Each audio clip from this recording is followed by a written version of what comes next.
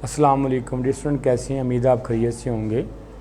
इस वीकेंड के अंदर हमने कुछ सिलेबस डिज़ाइन किया था चैप्टर नंबर 5 का, यूनिट नंबर 5 का, और कल संडे भी है। कोशिश करें सभी स्टूडेंट्स कुछ टाइम निकाल लें और टेस्ट की अच्छे तरीके से प्रिपरेशन करें। डियर स्टूडेंट, जब हम शॉर्ट क्वेश्चन की बात करते हैं, हमारा जो पूरे वीकेंड का जो सिलेबस था इसको हमने डिज़ाइन किया होता है, उसमें से हमने कुछ शॉर्ट क्वेश्चन खुद भी निकाले होते हैं।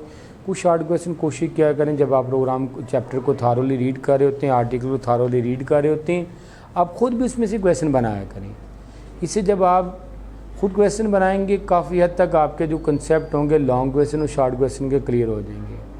हमारा जो फर्स्ट आर्टिकल था जो हम इस वीकेंड के अंदर हमने डिज़ाइन किया था, जिसमें हमने सर्वे के बारे में पढ़ा था और डाटा जब हम प्रिपरेशन कर रहे थे उसकी इम्पोर्टेंस क्या होती है।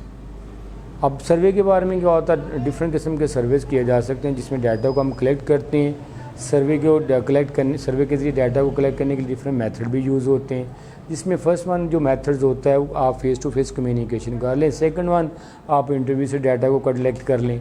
थर्ड वन क्या काम कर सकते हैं, ऑनलाइन करवा सकते हैं, ऑनलाइन फॉर्म्स हो सकते हैं, आप टेलीफोन के ज़रिए भी डाटा को कलेक्ट कर सकते हैं, जिससे आपको अंदाज़ा हो जाता है कि हमारा सर्वे किस किस्म का कामयाब हुआ है। सेकंड वन, जब हम डाटा की कलेक्शन करते हैं तो जो कॉमन मेथड्स होते हैं डाटा को कलेक्ट करने के लिए जो हम प्रोग्रामिंग कर रहे होते हैं, तो उसमें फ़र्स्ट वन जो होता है उसकी सर्वे होता है, सेकंड वन ऑब्जर्वेशन होती है, थर्ड वन जो इसका एक्सपेरिमेंट्स होता है। ये तीन कॉमन मेथड्स होते हैं डाटा को कलेक्ट करने के लिए। और उसके बाद हमने डाटा को, जब आप डाटा को कलेक्ट कर लेते हैं उसके बाद जो हमारा जो आर्टिकल आता है, जब आप डाटा को कलेक्ट करें फिर हम डाटा को क्लीन करना पड़ जाता है। डाटा की प्रिपरेशन करने के लिए हमें क्या काम करना पड़ेगा, उसको क्लीन करना पड़ेगा। अब जब हम क्लीन की बात करते हैं इसमें भी डिफरेंट किस्म के आर्टिकल आ जाते हैं। जब आप डाटा को क्लीन कर रहे होते हैं तो उसमें क्या काम करेंगे, फर्स्ट वन डाटा जो डुप्लीकेट डाटा होता है उसको रिमूव करते हैं। सेकेंड वन जो होता है उसके अंदर मिसिंग वैल्यूज़ को ख़त्म करते हैं, उसको फिल करना पड़ेगा। थर्ड वन जो होता है डिस्टेंस, जब आप डाटा को दो चीज़ें कर लेते हैं, बाज़ का तो होता है अब ऐसा डाटा को रिमूव भी नहीं कर सकते, फिर हम क्या काम करते हैं उस डाटा को हम लोग उसको हाईलाइट कर लेते हैं, फ्लैगिंग करवा लेते हैं। इस तरीके से हमारा मिसिंग डाटा जो होता है उसको हम ख़त्म हो जाता है और हमारा डाटा क्लीन हो जाता है। इस क्लीनिंग के बाद हमारा उसके अंदर भी हमने शॉर्ट क्वेश्चन डिज़ाइन किए हैं जिसमें हमने क्लीनिंग डाटा के बारे में आंसर यूर विद एग्जाम्पल के साथ है। थर्ड वन हम डाटा हैंडलिंग के बारे में, बिफोर जब आप डाटा को एनालिसिस करते हैं उसमें डाटा हैंडलिंग को भी मैनेज किया जाता है। उसके बाद हमारा जो आप नेक्स्ट स्टेप्स होता है जो इसमें इन्वॉल्व होता है, उसमें आपके पास डाटा की जो प्रिपरेशन होती है, डाटा को कौन कौन से स्टेप्स होते हैं, उसमें जब आप डाटा की मिसिंग वैल्यूज़ होती है उसमें इवोल्यूशन होता है, और उसके बाद डाटा को क्लीन करने के लिए डाटा की ट्रांसफॉर्मेशन ज़रूरी होती है।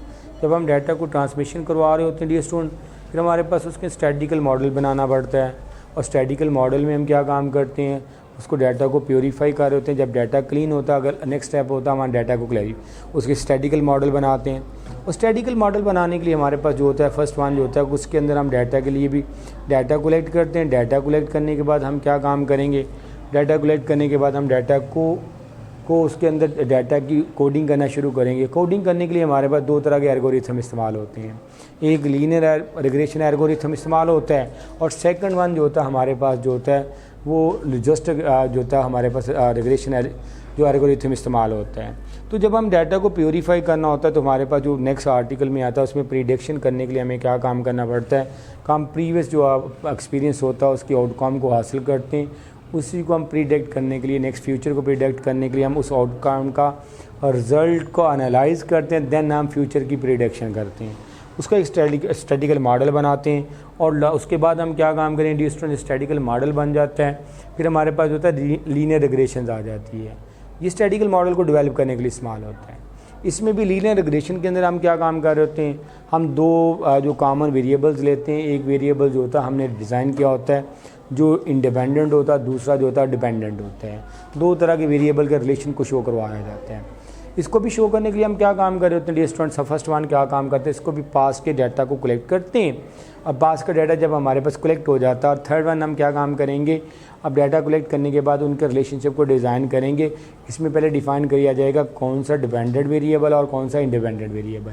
हमने एक एग्जांपल डिज़ाइन की थी वहाँ पे भी आर्टिकल के अंदर, डिपेंडेंट वेरिएबल ऐसा वेरिएबल होता है जो दूसरे के ऊपर इन्हिसार कर रहा होता है, इंडिपेंडेंट वेरिएबल ऐसा होता है जो खुद मुख्तार होता है। सेकेंडली हमने एग्जांपल डिज़ाइन की थी 5 दिन के अंदर जो कस्टमर जो होते हैं सेल्स जो स्टॉक होता है, फ्रूट स्टॉल होता है, उसके ऊपर विज़िट करते हैं और फर्स्ट डे में कितने लोग जाते हैं, सेकंड डेज में कितने लोग जाते हैं। फिर हमने जब लीनियर रिग्रेशन बताई तो हमने 5 दिन का डाटा डिज़ाइन किया जिसमें फर्स्ट, सेकंड, थर्ड और 4 और 5 डेज़ हैं। हमने देखा जो एक्स कॉलम हमने जब डिज़ाइन किया तो फर्स्ट डे में कितने कस्टमर वहाँ पे डिज़ाइन किए गए थे, हमने 10 किए थे। वहाँ पे उसकी जो अर्निंग थी वो वाईसी के साथ रिप्रेजेंट किया था। वहाँ पे पहले दिन 500 था, सेकंड दिन जो था नंबर ऑफ़ कंज्यूमर बढ़ गए थे, नंबर ऑफ़ कस्टमर बढ़ गए थे और वो 700 हो गए। थर्ड डे में क्या हुआ था, उसकी 20 उसकी रेशो आ गई थी और वहाँ पे इंक्रीज़ बाय और 200 हो गया था, 900 यहाँ पे आ गया था। उसके बाद 4 डेज़ के अंदर उसकी और कस्टमर की तादाद इंक्रीज़ हुई थी, वहाँ पे क्या 1100 हो चुका था। और लास्ट में हमने क्या 5 डेज़ का जब डाटा कलेक्ट किया 30 कस्टमर हो चुके थे और हमारा डाटा 1300। हमने देखा जब नए डेज़ के अंदर जैसे कस्टमर की तादाद बढ़ती है तो जो नंबर ऑफ़ कंज्यूमर जब बढ़ेंगे, नंबर ऑफ़ कस्टमर बनेंगे तो हमारी जो अर्निंग जो होगा वो उसके साथ अकॉर्डिंगली मूव होना शुरू होगी, उसकी स्लोप भी बढ़ेगी। लिहाजा यहाँ पे हम देखते हैं तो जो एक्स है हमारे पास इंडिपेंडेंट है और वाई जो होता है वो डिपेंड कर रहा होता है एक्स के ऊपर। यूँ ही एक्स की वैल्यूज के अंदर वेरिएशन आती है तो ऑटोमेटिकली वाई की वैल्यू के अंदर भी चेंजेस आती है। फिर हमने एक फार्मूला लगाया था जिसके अंदर हमने क्या काम किया था, उसकी रिग्रेशन लाइन को फाइंड आउट करने के लिए इस्तेमाल किया था, जिसमें रिग्रेशन की लाइन को फाइंड आउट करने के लिए हमने वाई क्या लिखा था, हमारे पास ये फार्मूला था रिग्रेशन लाइन फाइंड आउट करने के लिए। फिर हमने क्या कहा था B0 प्लस क्या होगा B1 होता है और मल्टीप्लाई जो होता है हमारे पास क्या होता है, यहाँ पे क्या होगा एक्स प्लस जो होगा उसकी जो एरर्स होगी, ये हमारे पास फार्मूला था। एक वाई क्या होता है, ये डिपेंडेंट वेरिएबल्स होता है और ये उसकी स्टार्टिंग वैल्यू होती है, ये उसकी स्लोप चेंजेस वैल्यूज़ होती है और ये हमारे पास क्या होता है एरर फाइंड आउट करने के लिए इस्तेमाल होता है। जिसमें हम क्या काम करते हैं, जब एरर को फाइंड आउट कर रहे होते हैं हम क्या काम करते हैं, प्रिडिक्ट वैल्यूज़ को उसमें से एक्चुअल वैल्यू को फाइंड आउट जो कही होती है उसको सबट्रैक्ट करवा देते हैं, हमारे पास एरर्स वैल्यूज़ आ जाती है। इसी के साथ हमने इसको डिज़ाइन किया था। फिर हमने फर्दर एक एग्जाम्पल इसी को यूज़ करते हुए हमने उसकी वैल्यूज़ को फाइंड आउट किया। जो ही हमने इसको एक्सपेरिमेंट किया तो हमें पता चला जब हम 5 वैल्यूज़ को जो डाटा हमने हिस्टोरिकल डाटा को यूज़ किया, इससे हमने 6 डे की वैल्यू को फाइंड आउट किया। ये हमारे सारे के सारे जो इस वीकेंड की आउटलाइन थी। इसके अंदर हमने फिर लॉन्ग क्वेश्चन भी कुछ डिज़ाइन किए हैं। लॉन्ग क्वेश्चन के अंदर हमने 4 लॉन्ग क्वेश्चन इस आर्टिकल में डिज़ाइन किया। फर्स्ट लॉन्ग क्वेश्चन जो है वो स्टैटिकल मॉडल है और उसको सॉल्व कैसे किया जाता है रियल वर्ड प्रॉब्लम्स को लिए, एक्सरसाइज के अंदर भी अवेलेबल है। और सेकंड वन जो क्वेश्चन हमारे पास जो होता है उसकी जो हमारे पास जो होता है कैसे हमने स्टैटिकल मॉडल को बनाना है, जिसमें हमने लीनियर रिग्रेशन को यूज़ करते हुए उस मॉडल को कैसे एवेल्यूएट करना होता है। और थर्डली हमारे पास है डाटा की कलेक्शन के बारे में। डाटा कलेक्शन के बारे में हमने शॉर्ट क्वेश्चन में भी काफ़ी डिस्कस किया। डाटा कलेक्शन मेथड 3 तरह के होते हैं। फर्स्ट वन जो होता है सर्वे होता है, सेकंड वन डियर स्टूडेंट जो होता है वो हमारे पास ऑब्जर्वेशन होता है, थर्ड वन जो होता है हमारे पास एक्सपेरिमेंट होता है। ये 3 तरह से डाटा कलेक्ट किया जाता है।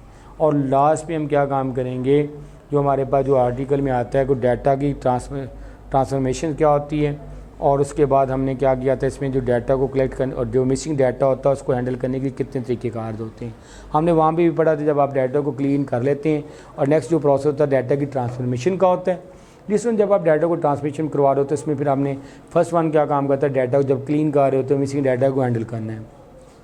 उसके लिए हमने 2-3 तरीक़ेकार मैनेज किए थे।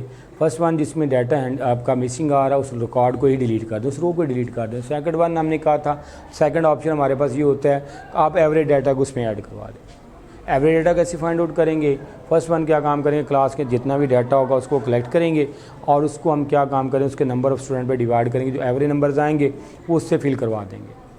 और अदर ऑप्शन भी होता है जो कॉमन बच्चों के नंबर ले रहे होते हैं, जो कॉमन जो उसका सिमिलर टास्क आ रहा होता है वही उसको एज अ फिल डाटा करवा लें। थर्ड वन सेकंड वन ये होता है, ये आप अगर आप ऐसा नहीं कर सकते तो फिर आप क्या काम करेंगे, आप उसका जो इनकम्प्लीट डाटा होता है उसको हाईलाइट करवा दें, उसको फ्लैगिंग करवा दें, ताकि रिसर्चर जो होगा, जो एनालाइजर जो होगा उसको पता चल जाएगा ये डाटा जो है इनकम्प्लीट है, उसके अकॉर्डिंगली उसके मुताबिक वो मैनेज कर लेगा। फिर हमने ये पढ़ा था अगर आपके डाटा के पास ये भी नहीं है तो आप ये भी नहीं कर सकते। फिर हम क्या कर सकते हैं, इसके अंदर डाटा को अगर आपने अगर आपने डाटा को ऐड करना है तो उसको किस तरीके से ऐड करना है, अगर आपने रिमूव करेंगे तो तब कैसे करेंगे, ये सारी की सारी हमने इस लास्ट आर्टिकल में पढ़ा था। इसमें रिमूवल डाटा के बारे में तो आप रिमूव करवा सकते हैं। ये आर्टिकल हमने ऑलरेडी पढ़ा हुआ। कोशिश करेंगे जो वीकेंड का सारा वीक है के अंदर जो हमने पढ़ा होता है, एक दिन होता है, उसकी अगर आप प्रिपरेशन करवा लें, आप उसको एक दफ़ा अच्छे तरीके से रिवाइज़ कर लें तो अल्हम्दुलिल्लाह जो आपका टेस्ट होगा वो 100% जो होगा वो अटैम्प्ट होगा। कोशिश करें सभी स्टूडेंट इसको देखें और अगर जो बच्चे नहीं देख रहे हो तो उनको भी कहें कि इसको एक दफ़ा आप लॉगिन करें, आप ओपन करें ताकि जो वीकेंड में आपने पढ़ा होता है एक दफ़ा रिवाइज़ हो जाए। ओके भी, अल्लाह हाफिज़, टेक केयर।